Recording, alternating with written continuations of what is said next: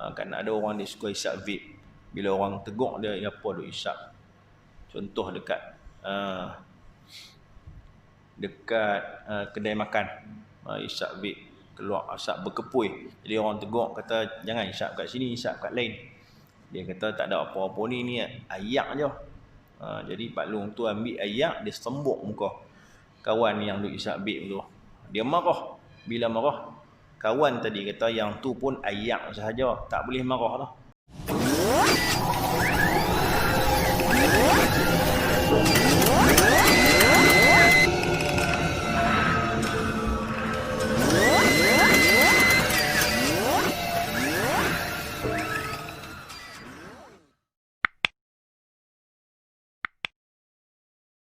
Jadi tuan-tuan yang dirahmati Allah Subhanahu wa taala, dan hendaklah kemudian habis selesai daripada kita berwuduk tadi, dan hendaklah engkau meninggalkan 7 perkara di bawah ini ketika berwuduk. Masa wuduk tadi Imam Ghazali kata hampa kena tinggal 7 benda ni. Yang pertama, mengibaskan tangan untuk memercikkan air.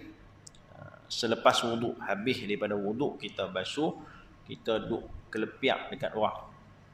Duk kan nak jaga hubungan sesama manusia. Kan ada orang dia suka hisap vape. Bila orang tegur dia, apa duk hisap. Contoh dekat kedai makan, hisap vape, keluar asap berkepui. Jadi orang tegur kata jangan hisap kat sini, hisap kat lain. Dia kata tak ada apa-apa ni ayak je. Jadi Pak Long tu ambil ayak, dia sembuk muka kawan yang duk hisap vape tu. Dia marah. Bila marah, kawan tadi kata yang tu pun ayak sahaja, tak boleh marah dah. Jadi tuan-tuan yang dirahmati Allah Subhanahu wa taala, jadi nak jaga hubungan.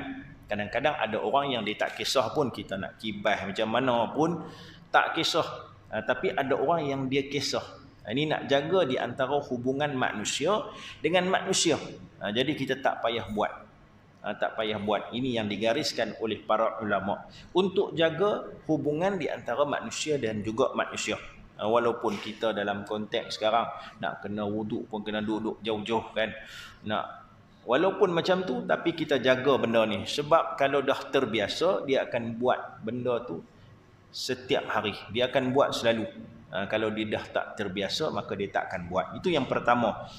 Yang kedua, tuan-tuan yang dirahmati Allah Subhanahu wa taala, menamparkan air ke muka dan kepala. Ni selalu orang tua-tua tak ada lah buat. Kan budak-budak dia ada ayak kolah tu, dia duk tampak ayak. Dia duk main ayak, tampak kat kepala.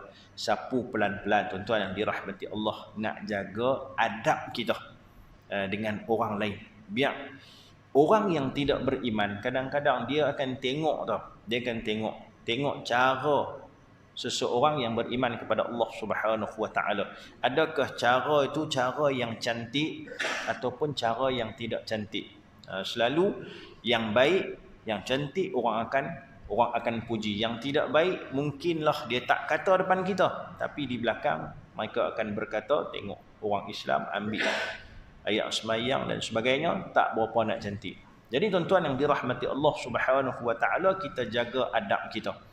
Dan kita tidak melakukan perkara yang nampak tidak baik di mata orang. Walaupun bagi kita benda tu tak ada masalah pun. Tak ada masalah, tapi mungkin bagi setengah orang itu adalah aib yang sangat besar. Tuan-tuan yang dirahmati Allah Subhanahu wa taala. Kemudian yang ketiga, bercakap-cakap. Tengah duk ambil semayang, duk pergi sembang dengan member pula. Duk pergi sembang hari ni sembang pasal yang ni, sembang pasal ni, dia ni sembang pasal ni. Jadi tuan-tuan yang dirahmati Allah Subhanahu wa taala, kenapa tidak bercakap-cakap? Kerana baginda sallallahu alaihi wasallam sebut falyaqul khairan aw liyasmut. Maknanya manusia ni dia kena jaga percakapan. Kalau dia cakap banyak, maka hisapnya akan panjang. Kan orang yang banyak bercakap, maka dia akan banyak hisapnya. 10 mungkin ada 3-4 yang dia salah cakap. maka dia akan dihisap di hadapan Allah Subhanahu wa taala. Tambah tengah duk ambil wuduk, dia duk pergi mengumpat orang pula. Orang ni tak betul, orang ni salah, orang ni dia je betul. Jadi tuan-tuan yang dirahmati Allah Subhanahu wa taala, sebab itu Nabi sallallahu alaihi wasallam sebut, man kana yu'minu billahi wal yaumil akhir falyaqul khairan aw liyasmut. Siapa yang beriman dengan Allah Subhanahu wa taala dan hari kiamat, maka hendaklah dia berkata benda yang baik ataupun dia diam. Diam itu lebih baik. Kan kadang-kadang kita marah, kadang-kadang kita cakap benda yang tak baik. Kita diam adalah lebih baik. Kemudian yang keempat tuan-tuan yang dirahmati Allah Subhanahu wa taala, membasuh anggota wuduk lebih dari 3 kali. Kan dalam kita baca hari itu sekali ada hadis yang diriwayatkan oleh sahabat, Nabi pernah berwuduk 1 kali. Maknanya basuh tangan sekali, basuh muka sekali, basuh anggota wuduk ni sekali-sekali. 2 kali ada juga riwayat daripada Nabi SAW yang diriwayatkan oleh sahabat radhiyallahu anhum ajma'in. Tapi yang paling banyak riwayat dan yang paling kuat yang diamalkan oleh Sayyidina Uthman radhiyallahu anhu, dia tunjuk kepada satu orang yang bertanya kepada beliau tentang wuduk baginda sallallahu alaihi wasallam, maka dia tunjuk 3 maknanya 3 kali. Dan Nabi SAW dalam sepanjang kehidupan baginda, Nabi banyak berwuduk dengan 3. Maknanya 3 anggota wuduk ni 3 kali. Sekali ada tak? Ada, tapi jarang. 2 ada tak? Ada, tapi jarang. Yang Nabi SAW. Tetapi membasuh anggota wuduk lebih dari 3 kali. Lebih dari 3 kali perkara yang diletakkan untuk kita tinggal benda ni. Sebab apa? Sebab tidak ada nas daripada Nabi SAW. Tak ada asar. Sahabat tak kata, Nabi pun tak sebut, tak ada hadis Nabi basuh lebih daripada 3 kali, 4 kali, 5 kali, 6 kali, 7 kali. Dia ambil ayat kulah semua, kan? Selalu basuh kaki. Dia jirih itulah, kan? 1, 2, 3, 4. Dah sekali jirih 1, cebok banyak. Jadi tuan-tuan yang dirahmati Allah Subhanahu wa taala, mungkin dekat negara kita ni sebab air banyak. Dekat negara orang lain, dekat negara-negara belah Timur Tengah dan sebagainya, kebanyakannya mereka tak ada air. Maka kuranglah untuk mereka membasuh lebih daripada 3 kali. Tapi yang ni yang disebut oleh para ulama, maknanya basuh tidak lebih daripada 3 kali kerana tidak ada nas. Dan yang kedua, kerana nak elakkan daripada sifat membazir. Nak bazirkan air. Buka air, dia buka paling deras. Lepas tu dia basuh, dia kata basuh 3 kali ya Ustaz. Tak, dia kena jaga air. Jaga air. Untuk apa? Untuk tidak membazir. Kerana membazir itu adalah saudara syaitan. Kemudian tuan-tuan yang dirahmati Allah Subhanahu wa taala, yang kelima yang disebutkan kepada kita, menggunakan air tanpa ada hajat, tetapi hanya semata-mata was-was dan syaitan yang mengganggu orang yang sedang berwuduk, ini namanya walhan. Jadi tuan-tuan, yang kelima, tidak menggunakan air tanpa hajat. Maknanya berlebih-lebih daripada menggunakan air. Banyak kalau kita tengok video-video, ulama ajarkan kita bagaimana untuk ambil wuduk dengan satu botol air. Satu botol air nak ambil wuduk macam mana? Banyak orang ajar. Tapi kadang-kadang kita tak guna perkara itu. Kita tak guna botol air ni pun tak apa, tapi kita minimumkan. Kita punya air yang digunakan untuk kita berwuduk. Yang ni kita kena amalkan insya-Allah. Jadi tuan-tuan yang dirahmati Allah Subhanahu wa taala, dan terkadang ada orang yang dia was-was. Was-was yang ni bahaya. Sama ada was-was ketika berwuduk, sama ada was-was ketika mandi junub, was-was ketika takbiratul ihram. Ni banyak kita tengok. Kadang-kadang dah macam nak lawan kungfu. Dia punya angkat takbir tu, Allah, orang nak rokok dah, dia tak selesai lagi angkat takbir ataupun baca Fatihah. dulu masa ngaji dulu, pernah hadir dekat satu tempat, dia was-was. Dia baca Fatihah dekat waladhdallin tu, dia mesti kena pegang telinga. Kalau tidak dia tak lepas. Dia duduk sebut walad tak lepas. Tapi bila dia pegang telinga, baru dia boleh pi. Ada orang yang macam tu. Dia sifat was-was yang ditanam oleh syaitan yang bernama walhan. Jadi tuan-tuan, kita jauhkan diri daripada sifat-sifat was-was ini. Kemudian yang keenam, berwuduk dengan air musyammas, air yang terkena panas matahari dan di negeri yang panas. Jadi tuan-tuan, yang ni berlaku dekat iklim yang cukup panas. Dekat kita ni tak jadilah. Iklim kita tak terlalu panas. Kalau kita tengok yang panas ni belah Timur Tengah, dia punya kepanasan ni Allah. Tuan-tuan, Allah je yang tahu. Panas sungguh dia punya kepanasan. Dan tuan-tuan yang dirahmati Allah Subhanahu wa taala, yang kedua, dia berada di dalam bekas yang besi. Kerana benda itu mudarat dari sudut perubatan. Dia boleh mendatangkan mudarat kepada orang yang ambil ayat sembahyang dalam bekas yang besi. Dalam bekas tu ada air tu panas kena matahari. Dia ada mudarat dari sudut perubatan. Jadi tuan-tuan yang dirahmati Allah Subhanahu wa taala, dan tidak boleh digunakan kepada manusia. Pada manusia lah nak ambil wuduk ni, kepada manusia. Kalau guna untuk hak lain boleh. Yang panas tu ambil basuh kereta, boleh, tak ada masalah.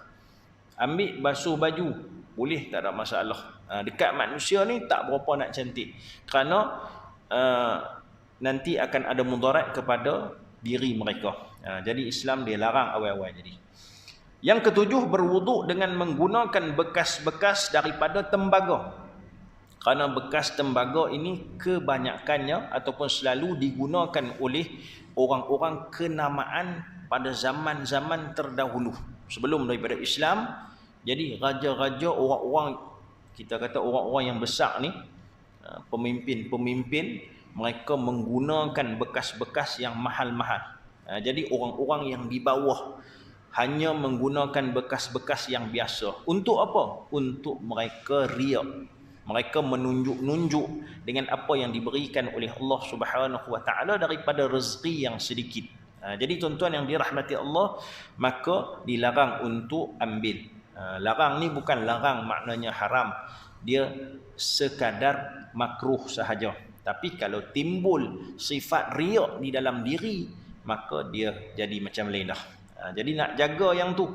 Nak jaga yang tu sampai tak payah untuk menggunakan bekas-bekas daripada tembaga. Kerana orang-orang terdahulu, mereka ada sifat yang suka guna bahan tembaga untuk mereka rasa lebih daripada orang lain. Minum dalam cawan tembaga. Kan minum air cawan tembaga. Mereka rasa mereka lebih daripada orang lain. Jadi tuan-tuan yang dirahmati Allah Subhanahu wa taala, maka yang 7 perkara ini hukumnya makruh ketika berwuduk. Kita tinggalkan benda ni, maka insya-Allah kita akan dapat pahala daripada Allah Subhanahu wa taala seperti hukumnya makruh. Dan disebut pula di dalam hadis, inna man dzakarallahu 'inda wudu'ihi tahharallahu jasadahu kullahu wa man lam yadhkurillah lam yathhar minhu illa ma asabahu al-ma'. Yang bermaksud sesungguhnya sesiapa yang menyebut nama Allah Subhanahu wa taala ketika berwuduk, maka Allah menyucikan jasadnya kesemuanya. Tetapi sesiapa yang tidak menyebut nama Allah di dalam wuduk, maka tidak suci daripada jasadnya kecuali hanya anggota yang terkena air sahaja. Jadi tuan-tuan yang dirahmati Allah Subhanahu wa taala, dalam bab wuduk ni, kalau kita tengok bagaimana Sayyidina Bilal radhiyallahu anhu sangat-sangat jaga akan wuduk beliau. Dalam satu hadis yang diriwayatkan oleh Abu Hurairah radhiyallahu anhu, kisah bagaimana Nabi sallallahu alaihi wasallam setelah Nabi Isra Mi'raj, Nabi balik pulang sampai dekat Makkah Al-Mukarramah, Nabi berjumpa dengan Sayyidina Bilal radhiyallahu anhu. Jadi tuan-tuan yang dirahmati Allah Subhanahu wa taala, dalam riwayat tu Nabi kata, ya Bilal haddatsani bi arja amalin amaltahu. Nabi tanya, wahai Bilal, apa amalan yang kamu buat? Tanya kat Bilal ni, amalan apa yang hang buat Bilal, sehingga apabila aku diangkat untuk berjumpa dengan Allah Subhanahu wa taala, aku mendengar tapak kaki kamu di dalam syurga Allah Subhanahu wa taala. Ini Nabi tanya kepada Bilal sendiri. Dan sahabat bila tengok pertanyaan tu, sahabat dia hafal. Dia hafal untuk dia hadiskan kepada orang-orang yang datang setelah daripada mereka. Tabi'in, tabi'in dan juga kita ni. Kita tengok apa yang sahabat radhiyallahu anhum ajma'in mereka lakukan yang membuatkan Allah masukkan mereka ke dalam syurga Allah Subhanahu wa taala, supaya kita bila kita tengok kita rasa teringin untuk buat apa yang dibuat oleh sahabat radhiyallahu anhum ajma'in. Jadi tuan-tuan yang dirahmati Allah Subhanahu wa taala, Nabi kata, bila aku berjalan di dalam syurga, maka aku dengar tapak kaki kamu dah pun berada di dalam syurga Allah Subhanahu wa taala, fil jannah. Nabi kata dah duduk dalam syurga dah. Maknanya Bilal ni garanti dah ahli syurga. Tapi Nabi tanya, untuk Nabi nak tahu amalan apa yang kamu buat sampai tapak kamu, kaki kamu didengari di dalam syurga Allah Subhanahu wa taala. Jadi tuan-tuan yang dirahmati Allah Subhanahu wa taala, Bilal kata, aku ni tak buat apa-apa, tak buat apa pun yang hebat ya Rasulullah, cuma at-tatahhar. Bilal kata, bila aku ni, dia sentiasa berwuduk, bila batai sahaja wuduk dia akan ambil wuduk, kemudian dia akan sembahyang 2 rakaat. Jadi tuan-tuan yang dirahmati Allah Subhanahu wa taala, bila sebut kepada baginda sallallahu alaihi wasallam 2 perkara itu yang membuatkan tapak kakinya didengari di dalam syurga Allah Subhanahu wa taala. Moga-moga kita boleh ambil contoh daripada apa yang dilakukan oleh Sayyidina Bilal radhiyallahu anhum ajma'in.